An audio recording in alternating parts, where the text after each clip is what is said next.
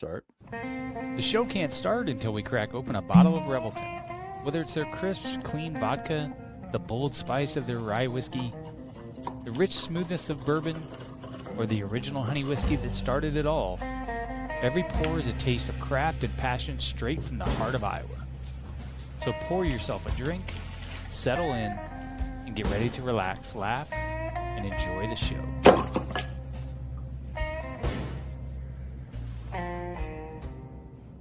Hey, it's Andrew Downs. I'm proud to support Three Beards Media, and I would love to work with you. If you need merchandise for your company, organization, band, softball team, whatever, I can help. From name brand apparel to promotional items, large orders or small, online stores, and more, I can help your brand stand out. AKC Marketing is local, based in Johnston, and we are an employee-owned business, so our costs are low and our turnaround times are fast. But most importantly, we give you personal service to make sure you get exactly what you're looking for. Email me at andrew@akcmarketing.com or find me on social media, and let's make some cool stuff together. Now sit back and enjoy this Three Beards Media podcast.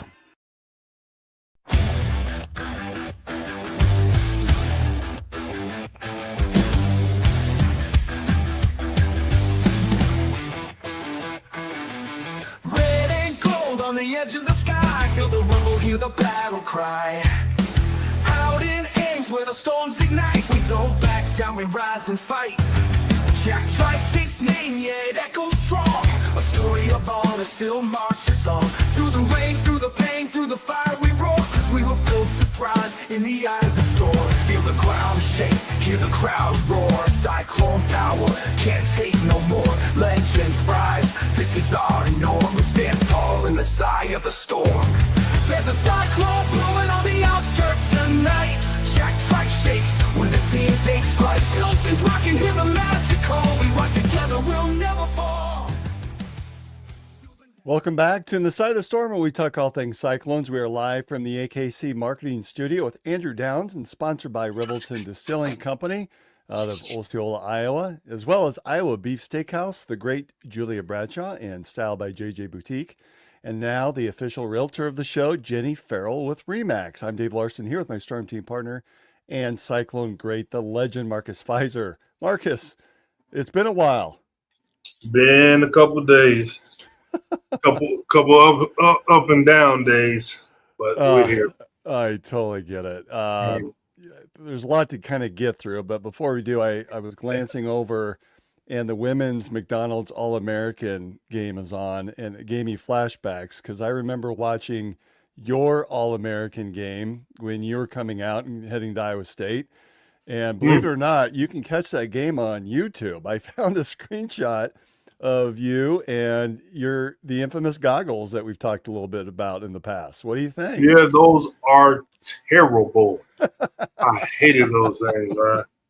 Hated them, but hey, they got the job done. I was just a kid hooping. Yeah, I saw that and I thought, I've got to pull that up there. That's just too much fun. We got to get some more McDowell All-Americans. I mean, I know everything ain't work out too well with Omaha, so I mean, I think TJ definitely has a program now that, should be able to attract more. Yeah, we'll talk a little bit about especially the returning starters and the guys that are coming in. There's a few that were I wouldn't call them all McDonald's All-Americans, but they were the Mr. Basketball of their state. So I think that's a pretty promising sign. Obviously, last weekend, big disappointment on Friday. Cyclones were in Chicago, taking on Tennessee and losing 76-62. It just, I think that some time has passed. Emotionally, I've been up and down as a fan. I was actually there in Chicago to see it take place. Saw all the trophies and all the Bulls memorabilia. I bet that was a fun place to play for you, Mr. Fizer.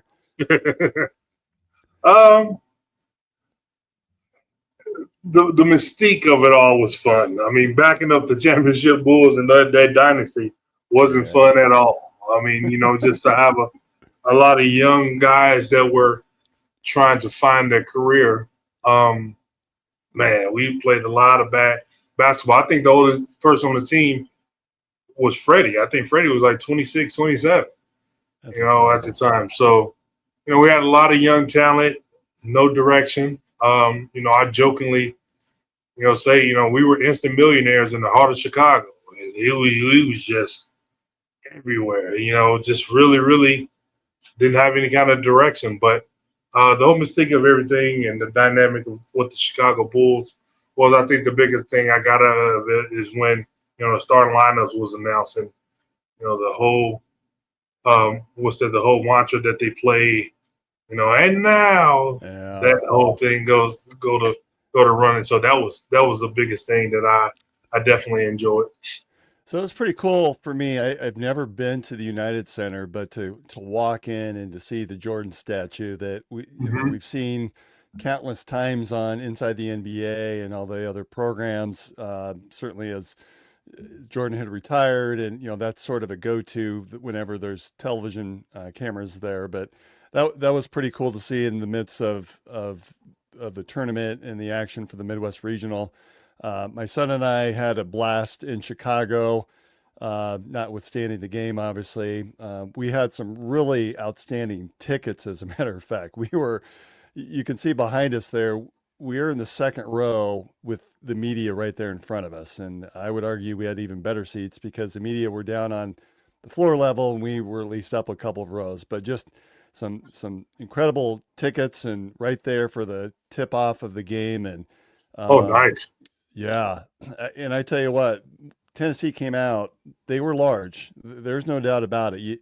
It's hard to judge when you're even at Hilton and you're in other venues, but to be so close to see how large these guys are, it's astonishing and how athletic they are at that size too. Yeah. People don't understand how big, athletes are. I mean, especially basketball players. I want to call these guys pros because a lot of them are going to be pros. But, in those kind of settings, like you realize, I see,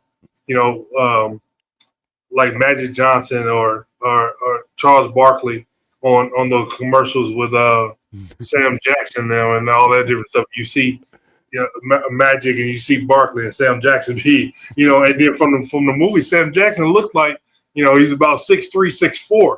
I don't know how tall he is, but on the movie, he looked pretty tall. But when he's standing next to basketball players, like he's the guy that's small in the middle, looking like Spike Lee to everyone else. So, the guys are tall, for the most part, we just do the things that we can do. It doesn't necessarily, we don't think, oh, you're too tall, you shouldn't be able to. Your mind, muscle reactions and muscle memory just do what you're accustomed to doing. And so we had a picture there, and it's kind of tough to see, but none other than Michael Wilbon was on the sideline. So that was pretty cool to just kind of be in the crowd. And we have to understand too, when you have these regional sites such as the Chicago, and the fans are coming out for big games like this, and you've got Tennessee, Iowa State, obviously Michigan on the other side. Those are some very appealing matchups to be able to go watch and see for a weekend. And it's too bad that we were not invited or involved in the Sunday game. I actually had tickets for that game as well, but we're expecting it, right? Tennessee was the number one offensive rebounding team in the country. They showed it. They doubled us up on rebounding, total rebounds, offensive rebounds. And I don't know if Joshua Jefferson, he's not really that physical presence down low, but he is a presence. How much do you think his loss had an impact in that game? I think it was huge because, not even necessarily to the fact of like how much of a physical presence or anything like that, even just like George Niang, like, the pressure that they can put on the defensive players. Getting guys in foul trouble. I had a lot of guys that were, a lot taller than me in certain circumstances, but with my athleticism and my jumping ability and things like that, I always try to get them into foul trouble, jump hooks and things like that. You get them in foul trouble, now they're a little bit, they're not crashing the board as hard. They're not guarding as hard. So not having a guy like Josh out on the floor, and Josh plays a lot out front, where, you being guarded out front, we can take guys off the dribble or dribble a handoff and then screen and roll, or fake handoff and roll to the basket and put pressure on the defense. So not having that was really, really big. You don't have to worry about that aspect of the game, and you could just sag inside and cheat on getting rebounds and putbacks, cheap putbacks. So I think it was huge.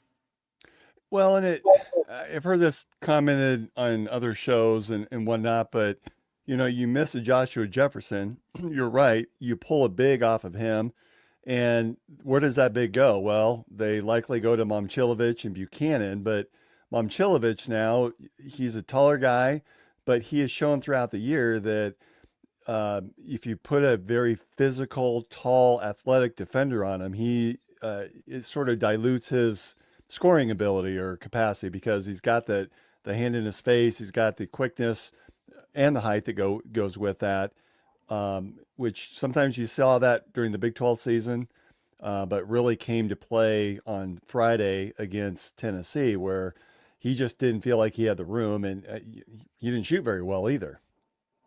Yeah, that shouldn't really matter. I mean, if there was one frustration, that was a frustration that I had. Like, you being such a dynamic offensive player, you got to put the pressure on the defense, not wait and see what they're going to give you. Put the pressure on them, make them make a decision on how to change their game plan of what they were going to come out to play you, and just don't revert back or don't buy into the things that they want to do. Once they understand that they've gotten you where they want you, then it's hard to have success from there. And I mean, I would have definitely loved to see them shoot the ball a lot more throughout the course of the entire season, let alone the other night. You bring up an interesting point, and I guess I hadn't thought of it, but so are you suggesting that it was more on the defensive end that was the struggles, or offensive? I'm thinking defense or offensive just because we shot poorly from the free throw line. I think we were 60%, 15 for 25. Outside, just 5 for 23.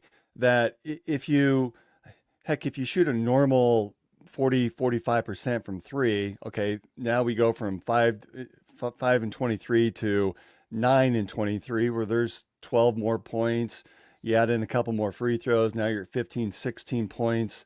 That's the difference in the ball game. And we haven't even talked about on the pressure, which you're bringing up, is that if we turn the ball over a few more times, and more importantly, if we don't allow them to get those additional rebounds, they just crush us on the boards. It's a completely different ball game.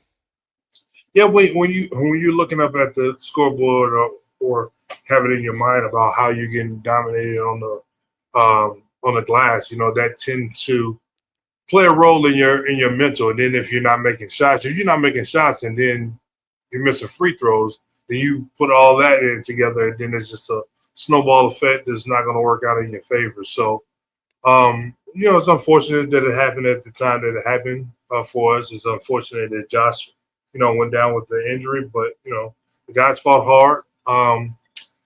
Really wasn't expecting much from the whole outcome against Tennessee, because I just knew they were going to be too big to overpower us without him. So the guys played extremely hard as they could to go out and put a product out there. It just fell short. Another thing as a fan, and again, I've been up and down, I'm a bit of a homer. That's pretty safe to say. But, you start looking at it going, at some point, when are we going to break through? Yeah. The Cyclones are now 1-7 in Sweet 16, with your team being the lone team to even make it to the Elite Eight. And one would argue you guys should have been to the Final Four and probably played the championship game in Auburn Hills that year against Michigan State. But, you look back that we had this season with the ankle, with Joshua Jefferson's ankle. You look back at George Niang and his broken foot. It's just, at some point, you got to believe that things are going to turn, and we're going to be, instead of being 1-7, we're going to be 6 out of 7 in a row, making Elite Eights and Final Fours. I'm anxious for that to start to take place, and for the ball to finally bounce our way, much like we've seen in football, right? We've started to see some traction there, where we're winning 10, 11 games and going to Fiesta Bowls, and we're starting to see some of that.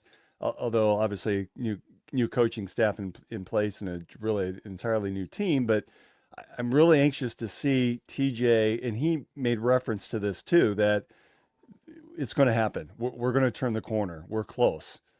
Do you get that sense as well? Well, I felt really good about this year, and I've been saying it.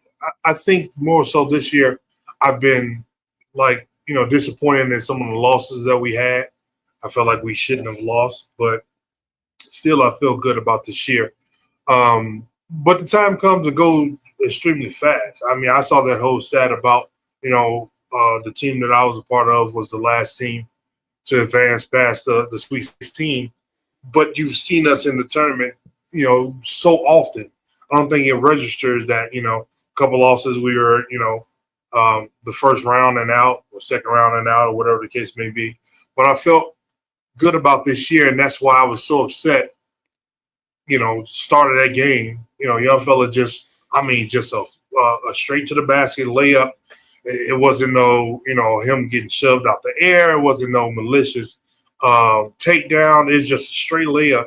And to have that kind of injury happen to an All-American on your squad it was so. When I tell you I did not, it's kind of like, when my kids upset me from doing whatever, something that they're not supposed to be doing, and they're talking to me, and I'm, paying attention to something on my phone and just tuning them out. That's what the rest of the game was.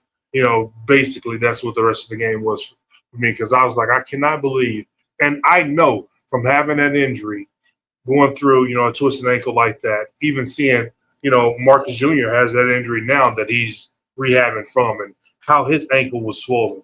I knew Josh Ayton was going to be the exact same way, and he wasn't going to be able to be available for us. So that was the biggest thing for me that made me just so upset, to the fact that here we are again, another year, one of the greatest teams that ever been assembled for Iowa State in the program again, that we can make a deep run.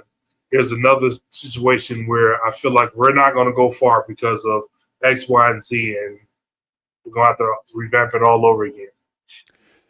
If you were to give a letter grade or a score for this year's team, what would you give it?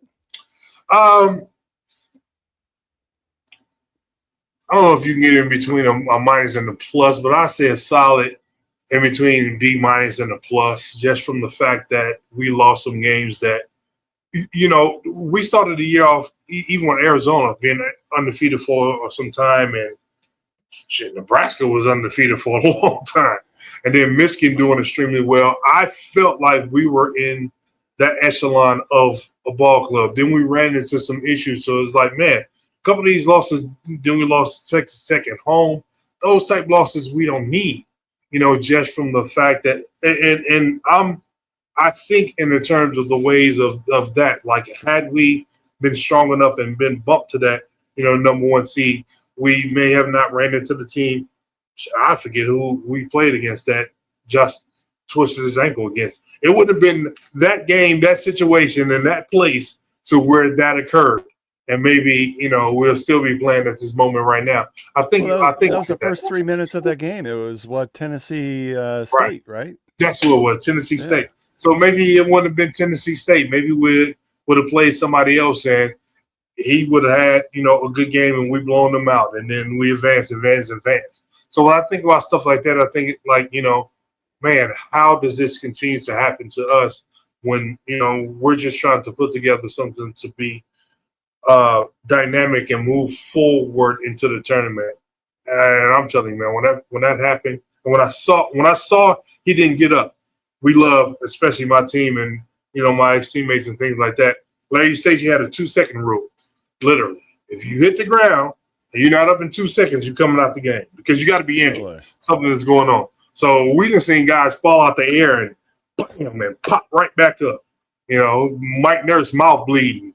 I'm okay, coach, because you don't want to come out the game.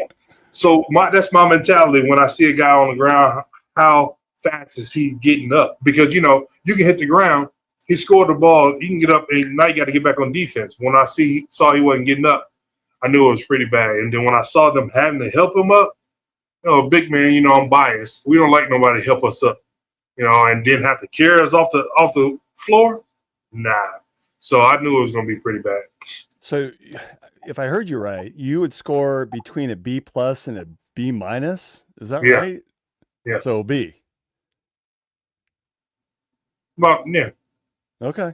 B plus, B I minus. see. I would score higher, and the reason I say that is, remember coming into the year, there was still a lot of uncertainties of how this team was going to look with Blake Buchanan coming in, not knowing exactly how that was going to fit. You know, we're losing some guys from the prior year, and Keyshawn and Curtis, and y- while we were excited, if you would have told me at the beginning of the year, hey, Dave, you're going to have a team that's going to make the Sweet 16, do you sign up for it today? I'd say yes. I mean, If I if felt you like we was gonna make it at least to the tournament and that far. I mean, I didn't expect them to come out the gate. Where do we go? 15, Yeah. 16, and 0? You know, once I saw how we were rolling and we were playing, then we sitting at a positive A. But then when we lose, to BYU and then we lose to Texas Tech, like we got to go to BYU and still win that game.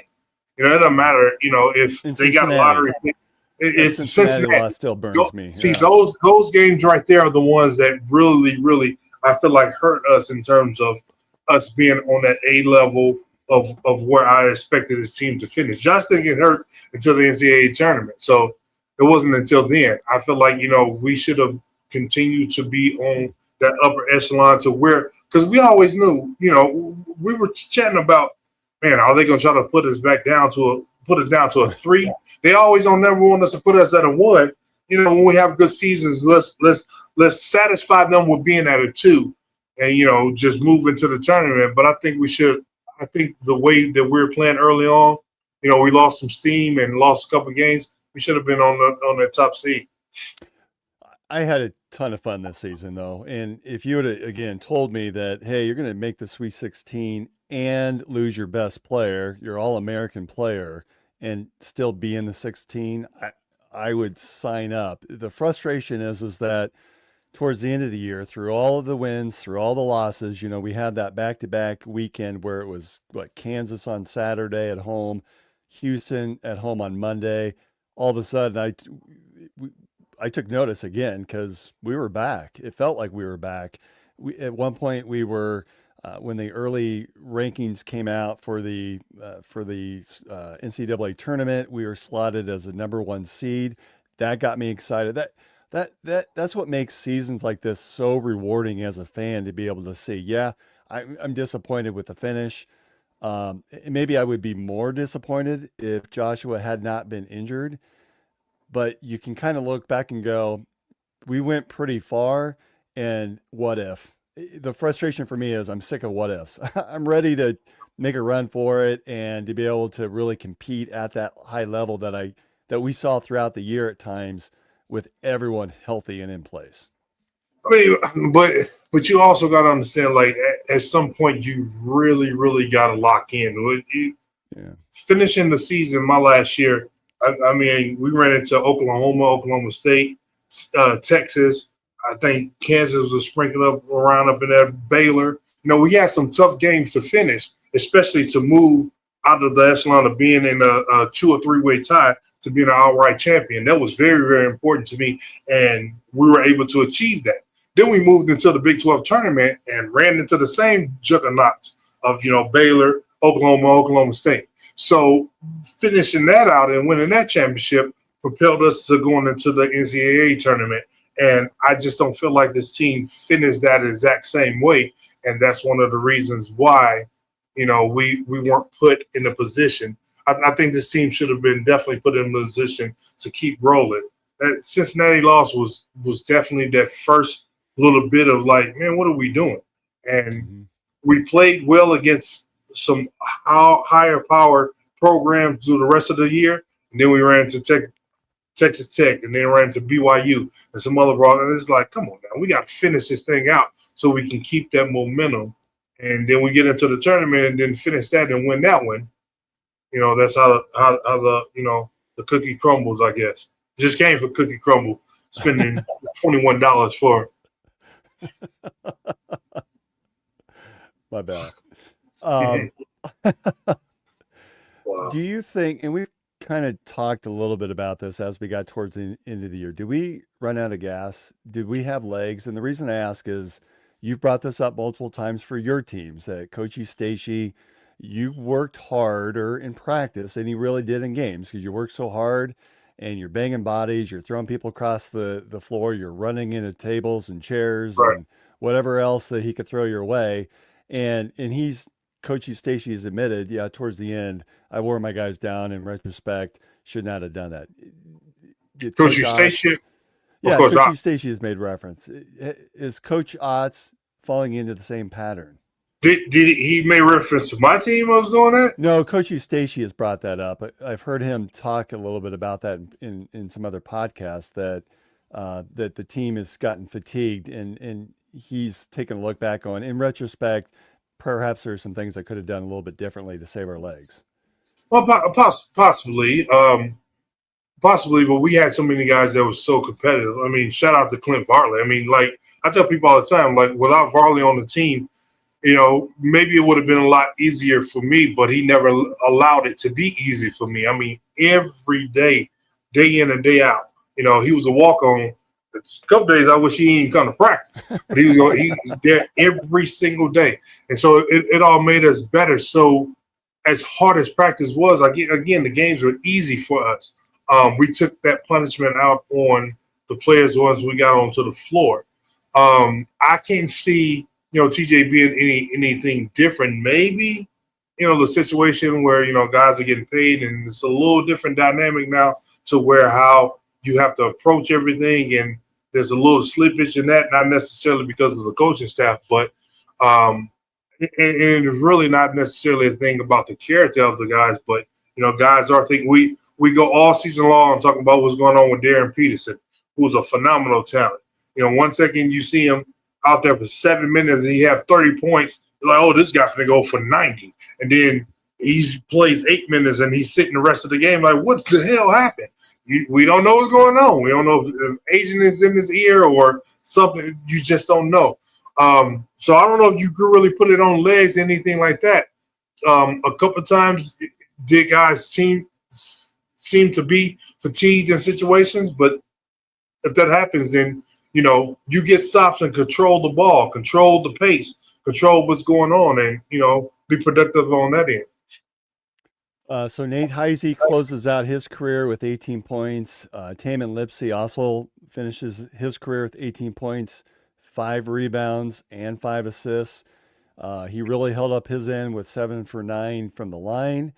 And I got to say that, again, for the second consecutive week, Tamin Lipsey's really been playing probably his best basketball of the season, especially in these tournament games. These 3 games that he participated in were probably his best back-to-back games of his career. So I'm choosing Tamin Lipsey as, again, to be our We Will Pizza Performer of the Week. Let's be honest. Pizza is something almost every family enjoys. You're already grabbing one at the store, so why not choose the best tasting pizza that also supports a cause we all care about? That was the challenge behind We Will Pizza. Create the ultimate frozen pizza for Cyclone fans. Big flavor, bold toppings, and options for everyone, including gluten-free choices that don't sacrifice taste. And if you haven't tried it yet, the real MVP? The breakfast pizza. Perfect for early kickoffs, tailgates, or watch parties when Hilton Magic or Jack Trice Energy is calling. Every bite helps benefit Iowa State student athletes, so your game day spread does more than just taste amazing. It gives back. We Will Pizza. Made for Cyclone fans, built for tailgates, and ready whenever you are. We will, you will. Cyclones will. All right, I'm almost becoming professional. Did you see the banner that came across there? Huh? Who's coming from this? That's what happens when I get a chance to play around before the show starts. So, congratulations to Tamin Lipsey. Again, are we officially calling him the governor of Iowa now? Is that right? The governor of Iowa or governor of Ames? We'll call him. Yeah, I think he's governor of Iowa. Yeah. Play well. I mean, whole career. Now we have 4 teams in the Final Four, which brings up an interesting question. Would you prefer to lose to the eventual national champion, or Which I did. to lose, right? Or would you rather have to lose to the team that then loses to the national champion? The eventual. You'd rather lose to the eventual champ. Okay. Yeah. I mean, because I saw somewhere like weirdly in the AP, I still don't understand it, but it said like in the AP poll, we were ranked second in the nation behind Michigan State, and we played them in the Elite Eight. Like, it didn't make no sense to me, other than the fact that we weren't supposed to probably run into them until we got to the championship game, but that is what it is. But, yeah, to lose to the eventual, champions and, you finish behind them, that's not a bad thing, even though we should have won it. Well, and it's interesting this weekend. I really wish that they would reseed the Final Four, and it's a shame that Michigan and Arizona, who to me are the two best teams left, have to play each other. Boy, how would you reseed it though? I don't know.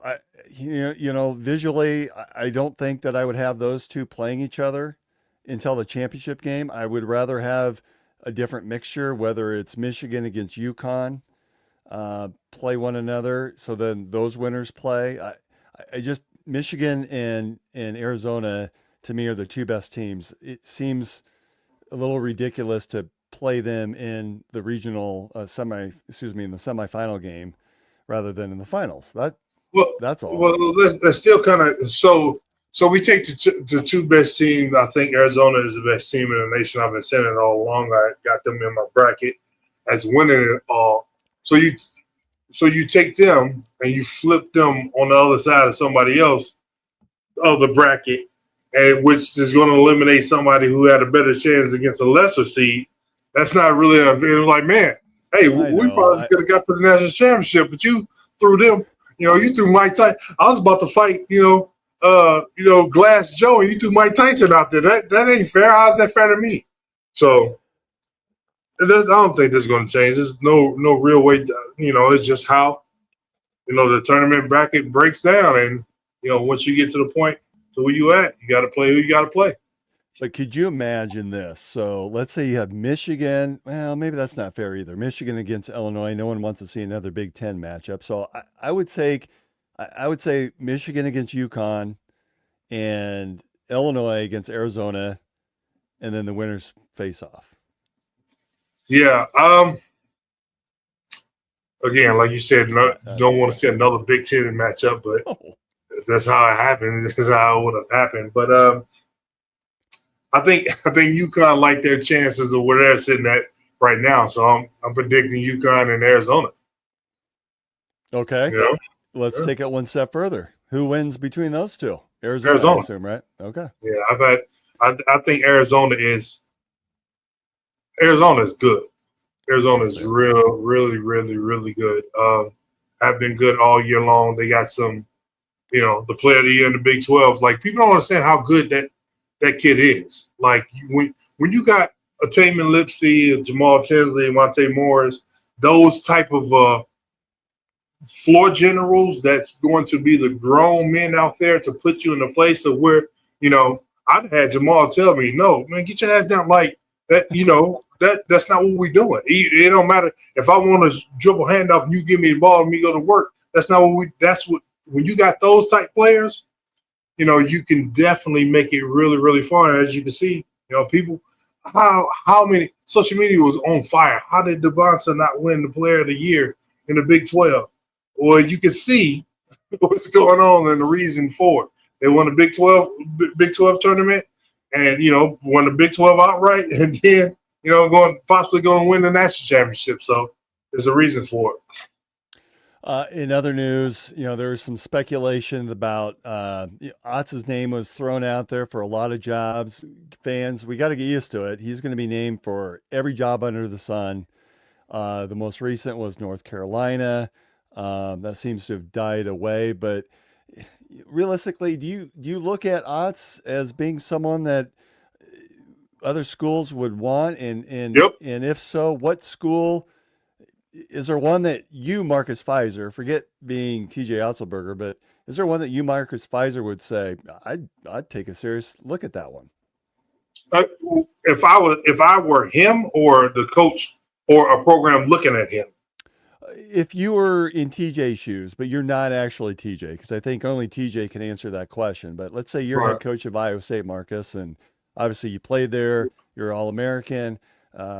Is there another school that you would entertain? And I probably know one of those off the top of my head that's playing in the Final Four this weekend. But is there a school that would appeal to you coming out of Iowa State? I don't know. That's really tough. I mean, obviously, like you said, Absolutely. Michigan, University of Michigan, that being one of the ones. But me coming from Iowa State, TJ coming from Iowa State, that's a little bit different of a dynamic to if they were somewhere else. Our connection to Iowa State is so strong. It's I get it and understand. Coach Matt Campbell did phenomenal things at Iowa State, but he's not really from Iowa State. TJ has been there twice. Or this is the third time that he's there, and now he's leading the helm. So it's going to take a lot. Do I think there's not enough zeros to pluck him away? I think there's absolutely enough. We've seen that be the case. But, he got to do and look at what's best for him and his family and the scope of how this thing with NIL and everything is formulating and shaping up. I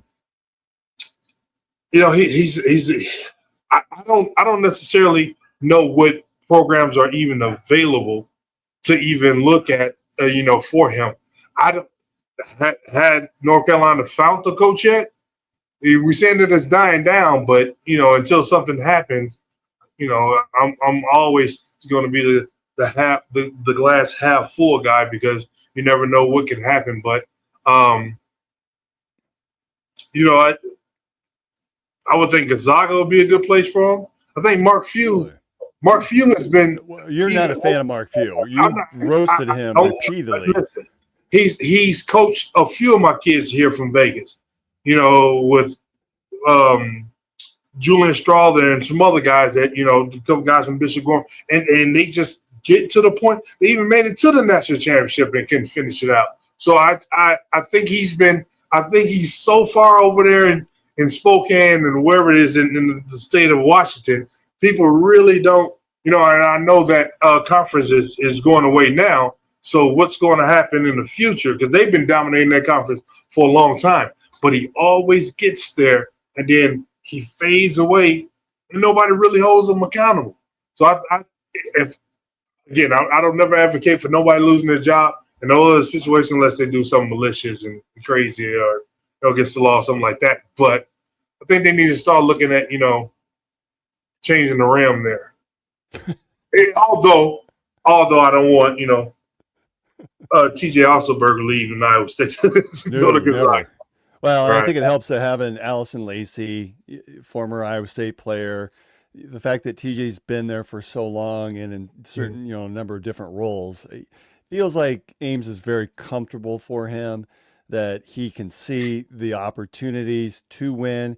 He sees the opportunity to regularly make the 16 and the Sweet 16, and things fall into place. You've got a shot for for this Elite Eight. You have a shot for the Final Four. Hell, I thought that was this year. I thought it lined up perfectly this year because you had, of course, the first round, second round games in St. Louis. That's a fairly short drive. You had the the third and fourth rounds right there, Chicago. the regional in Chicago. And then you had the Final Four in Indianapolis. I mean, it just felt like everything was right there available. I hate to go down that rabbit hole. That's what makes it so frustrating. That's what makes athletics so frustrating because only one can win. I want us to be able to see that success. I want to see it for the fans. I want to see it for you as a former player and all those that have played in Hilton to be able to make the Final Four. I want to see it happen in my lifetime. I think it's possible, especially under TJ. Yeah. I would say Ames is just a different place to be. And once you understand, like you feel it. Once you feel it and understand it, like I remember as a kid before I signed and I was on my visit, and I don't know who plane it was or where it came from, but they sent a private jet for me down to Ruston, Louisiana. You I wearing didn't your even know goggles? Russ. Did you wear your Huh? goggles? Wearing your Oh, goggles? no, I had my glasses on. But on the flight in, we were landing at the Ames Airport. They flew me over, Hilton Coliseum and over the football field. And at that moment, Tim Floyd ain't know it. At that moment, I said to my pops, yeah, this is going to be the place. And so, we were there for the visit and went through the whole process. And Tim Floyd was like a salesman, man. He was. Man, they had to pick. They wanted me to sign right then and there, and I told him, I said, Coach, Coach Haskins was in Minneapolis, and he had a good relationship with my AAU coach. Home visit, a good relationship with my parents and everything like that. So I told him, I respectfully for Coach Haskins, I want to visit, see how Minnesota is, whatever. I said, but come Monday or Tuesday, I'll be signing. It's like, okay, I'm gonna keep quiet. We was at that hotel in Ames, right off the freeway. I forget that hotel that all the players and stuff stay at. But before we left, he came that morning and sat down and had breakfast. I said, Coach, I'm gonna be a Cyclone. Yeah. So he trusted that, and I visited Minnesota, and that next week I signed, and the rest is history. But I just felt like it didn't matter where it was. If it was Minnesota, I canceled my visit to Villanova, Georgetown, and Temple. Those were my last top 5 was Iowa State, Minnesota, Georgetown, Villanova, and Temple. So I canceled the rest of the, visits and things like that, and I just felt like Iowa State was the place for me. So when you went to Minnesota, did you feel awkward knowing that in your mind your heart was already in Ames? Was that a bit of an awkward trip? Not necessarily. I think because I was a kid, so. You really want to think about it. And it was the same coldness. So I didn't feel like I was at University of Florida, Miami, or whatever. So, oh my God, this wasn't so. It was the same coldness. It was the next week. So I just, went up there and tried to have a lot of fun as a kid. We did some things that was probably a little bit questionable, but it is what it is at the time. But no, I didn't feel bad at all. I mean, I felt like I owed it to Coach Haskins, and Terrence Simmons was a part of the program at the time, and he played for the same AAU program as me in Louisiana. So, to be able to go up there, my AAU coach came up and, spend time there as a family and everything like that. He really wanted me to go to Minnesota as well, too. But then they got caught up in that, academic scandal and stuff like that. Afterwards. And then my current AAU teammate, Nick Sinville, was a year younger than me. He went to Minnesota the year after, after me being at Iowa State. So we would have been there together. That would have been fine and cool for all three of us to be there, but Iowa State was home for me. All right. I want to continue to talk a little bit more basketball. So let's hear a word from some of our sponsors. We'll come back and continue the conversation. In the heart of Des Moines, one name has stood above the rest: Iowa Beef Steakhouse. Step inside and you enter a place where tradition still matters, where the atmosphere feels familiar, warm, and unmistakably Iowa. Service isn't rushed. It's personal, attentive, and rooted in genuine care. And before the main event, the freshest start in the city, our signature salad bar, crafted every single day. Then comes the reason people have returned for generations: Iowa beef, hand-seasoned with pride.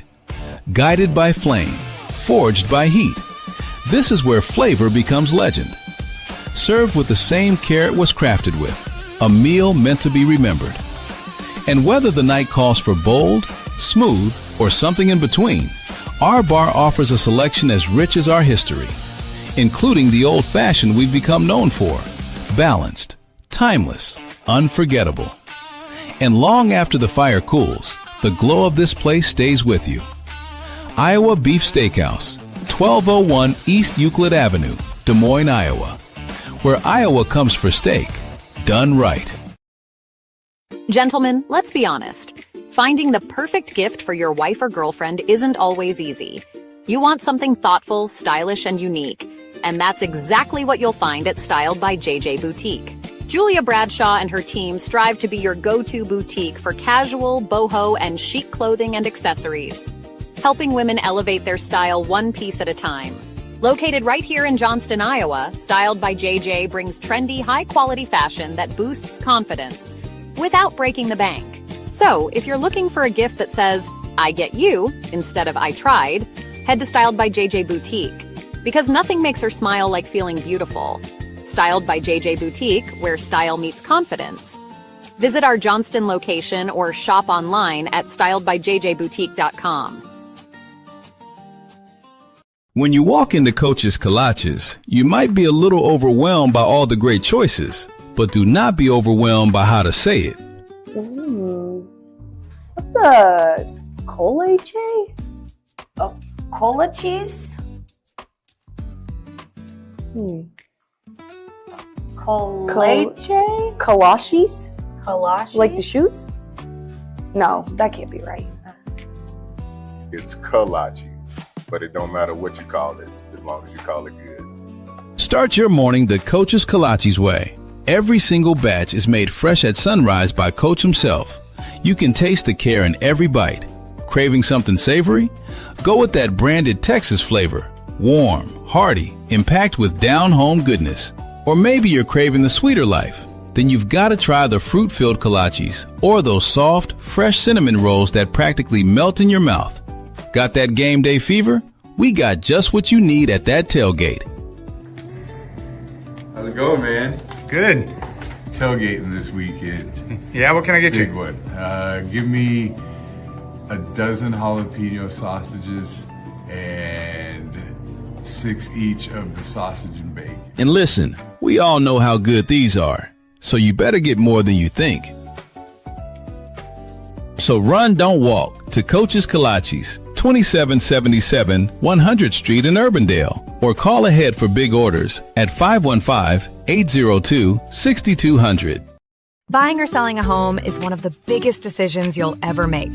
That's why choosing the right real estate team matters. The Jenny Farrell team with RE/MAX Concepts has been helping families across the Des Moines metro find the right home since 1998. Born and raised right here in the community, Jenny understands the neighborhoods, the market, and what truly makes a house feel like home. Whether you're buying your first home, upgrading your space, or preparing to sell, the Jenny Farrell team provides expert guidance every step of the way, from market analysis and listings to negotiations and closing. Their consultative approach means you'll feel confident, informed, and supported throughout the entire process. Jenny Farrell Team, RE/MAX Concepts. Call or text 515-779-7500. Visit jenniferfarrell.remax.com. Experience you can trust. Results you can move into.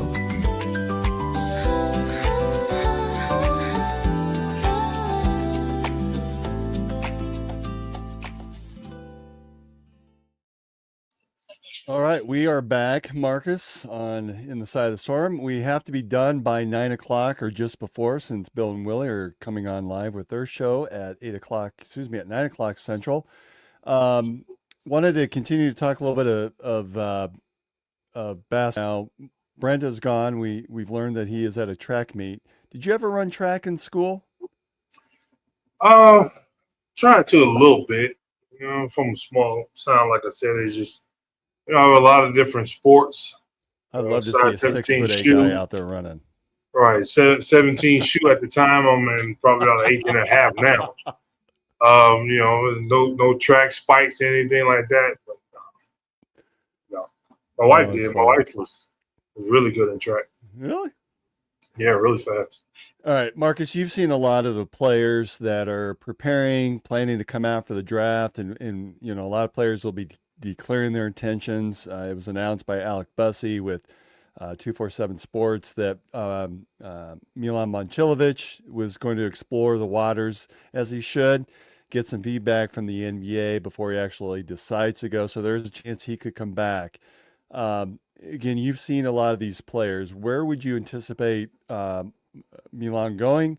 And would you recommend that he goes, or would you recommend that he stays? And one thing I want to point out is I was looking this up last night, the 2025-26 rookie scale. Last year's picks 25 through 30 were right around $2.7 million a year. Well, obviously, when you get up into the lottery range, the low end is 6 million to up to I think 14 million was what it was in last year's team. So money has to be a factor in all of this. And can you make a case for him to go into the lottery, which I don't think anyone really could at this point, but I suppose it's the right team. That's all it takes. Where would you slot Milan, and would you recommend that he go to the NBA at this point? I think with his shooting ability, I would recommend that he goes. Biasly, I would definitely love to have him back at Iowa State. But for a player like him, what he can bring to a ball club, he can, because the whole thing with going higher in the draft, you typically are going to go to a badder team. So if he can get with the team, like we said, Chris got mad about saying the Lakers. I said, in the chat, that's exactly why I thought about having him at or San Antonio. Being in one of those situations, it can be really good for him. I can see, mid first round, late first round, depending on how the workouts go. They're going to bring him in to have workouts with a lot of shooters, and if he shoots the way that he shoots the ball, anything can happen. I remember my draft. Jamal Crawford was in the NBA Combine. He played about half of the season at Michigan. He ran into some eligibility issues or whatever went on with them, so he didn't play as much as he would have liked to play. But he played. He went to the combine and he played a couple games. And one of the execs told me, he was like, "Man, if you know Jamal Crawford, tell him do not play another game here." Literally. And I was going to my agent's hotel room, so I was, and just so happened they were on the same floor. And Jamal we was passing each other. I ain't know him at the time because, he was in college at Michigan. I was at Iowa State. I said, "Man, I was told," I don't want to say who I was told by, but it was a high exec. I said, "But I was told, shut it down." He looked at me, he was like, "Are you serious? Shut it down." Shut it down. He didn't play no more games for the rest of the combine, and he was top 10 draft pick. So if you be seen in a situation by a team that wants you, and you make a good outing, anything can happen. They didn't know where he was going to go. He went top 10. So during this process, the players get a lot of feedback. And, I'm sure that there's going to be some sort of feeling of where he's going to be slotted after he gets through some of these workouts. Is there a recommendation that you have of, hey, if you're going to be slotted between here and here, that you stay, obviously first round. If you're slotted between here and here, you should come back to Iowa State for another year? Well, it depends on, at this point in his career, it depends on what his NIL valuation is going to be versus what he would get paid, and being in the pros. So that's the biggest thing that I hadn't looked at the scale of where the amounts of the contract is right now, but that's the biggest thing to be concerned with and to look at. How much more better are you going to put yourself in a position? Maybe a couple $100,000 more, or maybe $1 million, two more. But, be in a bad situation, bad team, versus being on the team that you can help and, in a couple of years be up for an extension and, win ball games, possibly championships, and go from there. Because, LeBron, although we've seen him for forever, he's not going to be around for forever. And we say L.A., and, if we get him to a place like San Antonio, how, that organization love the foreign players and things like that. So we see what happens. But I think you don't want to think about the aspect of the money side of it, but we're dealing with the money side of it. And if your valuation is going to be a lot less than what you're going to be making in the pros, you got to go. So next year's team is shaping up. Obviously, we lose Taman Lipsey, Nate Heisey, Joshua Jefferson, Dom Nelson, and then Eric Mulder, who played sparingly this season. Those that are remaining, again, Milan Momcilovic is still up in the air, but Killian Torrey, Jamarian Bateman, Blake Buchanan, Don Plata, Xavion Mitchell, who didn't play at all this year, I don't think. He may have scored early. 6'6" guy out of Wisconsin was their Mr. Basketball. So there's one Mr. Basketball there. Averaged 35 points as a high school senior. Mason Williams, who did play, I know I saw him a little bit. He's athletic. He's a 6'5" guard, more of a shooter from both 3-point and free throw accuracy is up there. Of course, Cade Kelderman's coming back, we believe. Anthony Rise, who we didn't see too much of this year other than in some mop-up duty. Incoming, there's a 6'10" guy, buddy of Killian Torrey from France, played for Spire Academy in Ohio. 6'10", so they got some height there. A little skinny at 215. Jackson Kiss, a Utah guy, 4-star center out of Utah, 6'8", 230. So a little thicker, a little bigger, and I mean that respectfully. Christian Wiggins, who is a 4-star guard out of Minnesota, was just named as Minnesota Mr. Basketball. And Yusef Gray, another Minnesota guard. So we've got some talent coming in, and obviously subject to a couple of these guys not staying and deciding to leave after all that maybe we'd slotted for. I guess I'm looking at Mason Williams. He seems to have the right skill set. To me, he feels like another Curtis Jones, but again, until we see him play, I think that there's some potential there with some of the incoming guys that we may not drop off too much, other than we lose a lot of experience when you've got a guy in Taman Lipsey that played and started every game basically since his freshman year and was thrown into the fire early on.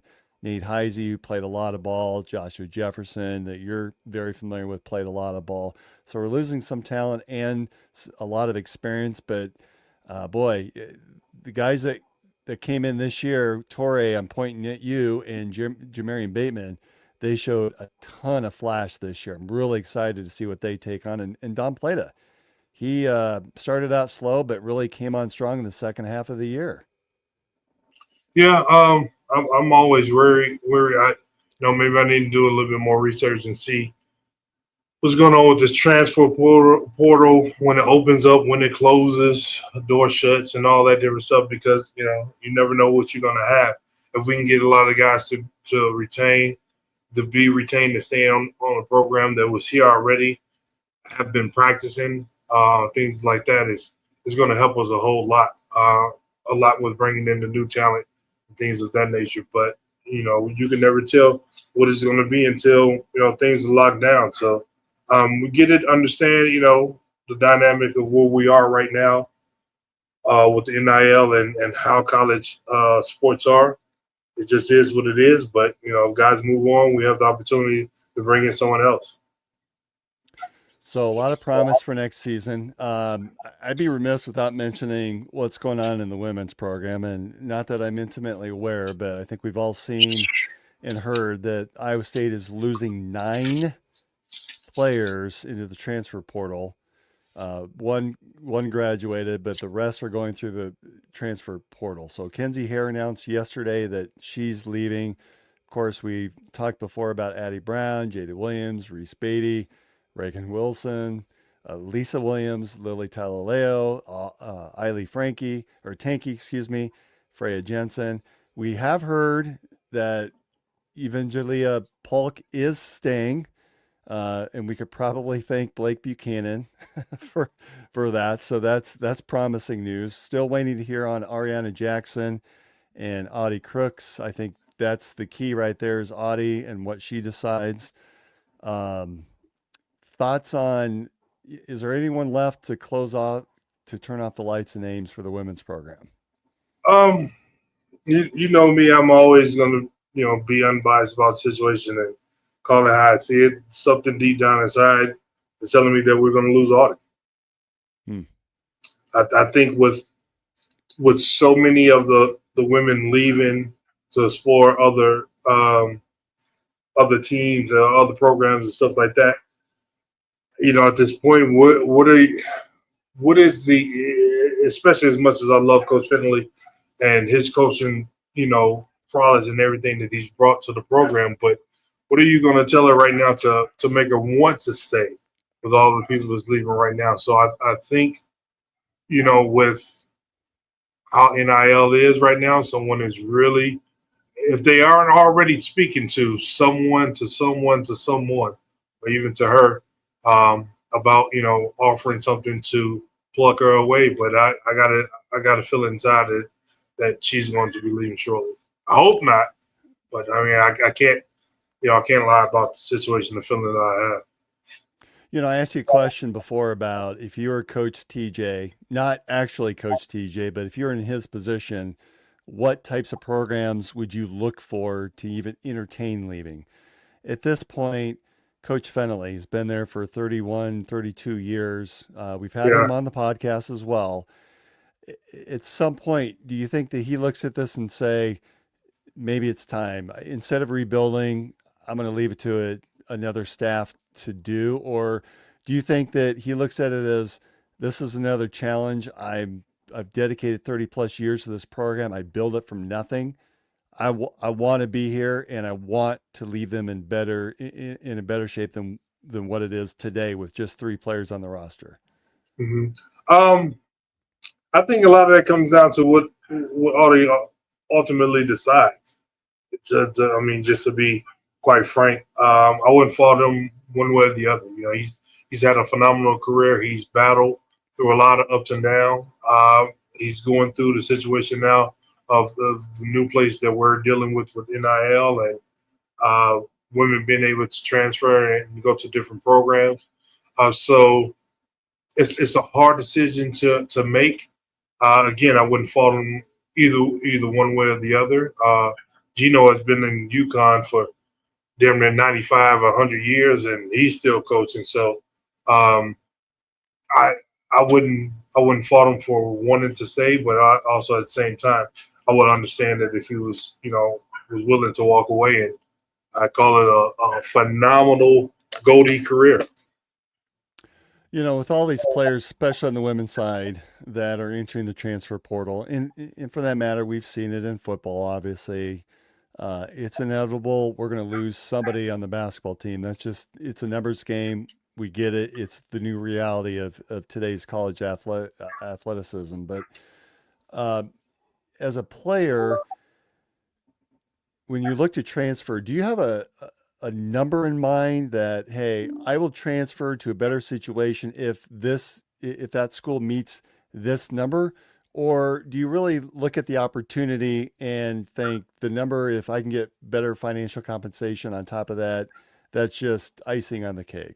Which is more important, do you think, in today's modern world? Is it the money, or is it the opportunity or the situation that you were able to step into?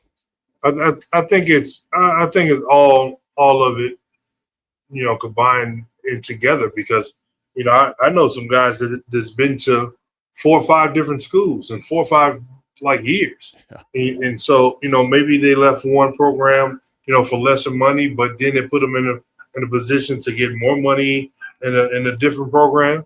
A kid that I coached, Pop Isaacs, Texas Tech, and then went to Creighton, and where is he now? Texas A&M, I think, somewhere back in Texas. Frankie Collins, Michigan, Arizona State. Now he's at Vanderbilt. Guys, put themselves in situations, and because it is the way it is right now. Again, I can't fault them for it being the way it is.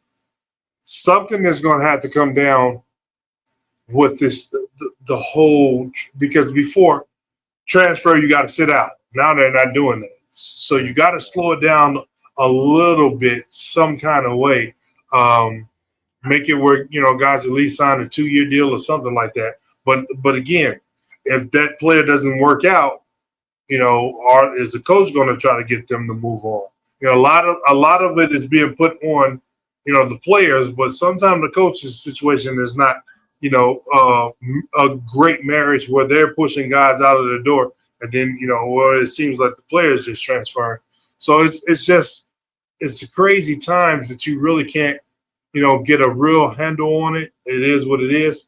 But you got coaches. Will Wade going back to LSU. It's like you left LSU. That is crazy. That is ridiculous. Crazy. It is what it is. But hey, we never thought Lane Kiffin would be going to LSU from Ole Miss, but it happened. Yeah, that's true. Hey, before we leave, this is more for Chris Shipley. So we know that he's a big Bears fan, and I went for a run on Sunday to get out some frustration, and went down by Soldier Field, and there is a nice statue of Walter Payton standing out front. So for you, Mr. Shipley, a photo of the statue of Walter Payton outside Soldier Field. So sweetness. Could you imagine the stats those guys would have had if they had the pads on in today's game? Look at these guys' shoulder pad. Look at those quad pads. Well, in Walter, he was the modern day running back where he would run, he was elusive, but yet he would lower the shoulders or run through people. He would catch the ball. Hell, he would throw the ball too. He was just he could do it all. That's crazy. Yeah, it's nice statue. I've never seen that statue.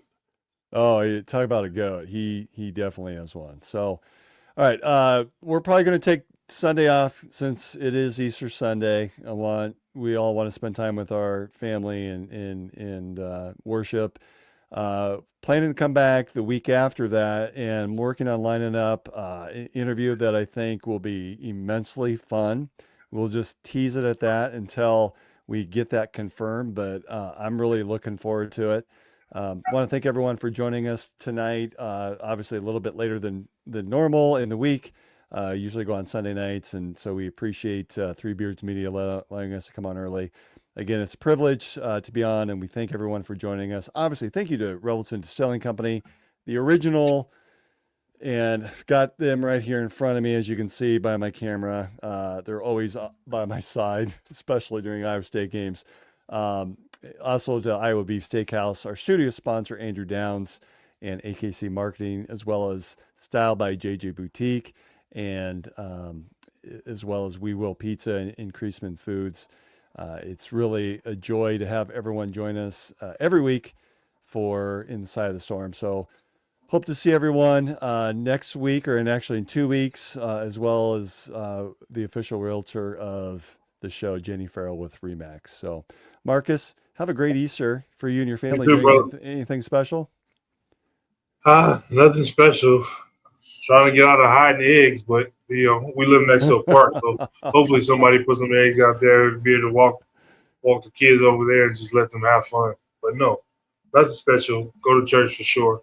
We do every year we do an outdoor Easter egg hunt for the neighborhood kids, and we live in a cul-de-sac, and so it's been interesting because some years I'll be afraid to put out chocolate because it'll melt because it's so hot.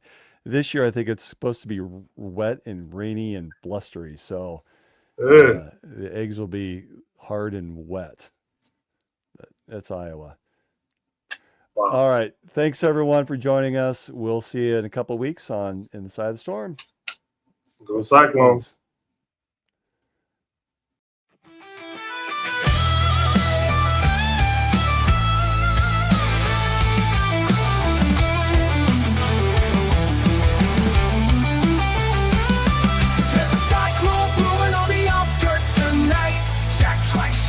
When the team takes flight, Hilton's rocking, hear the magic call. We rise together, we'll never fall.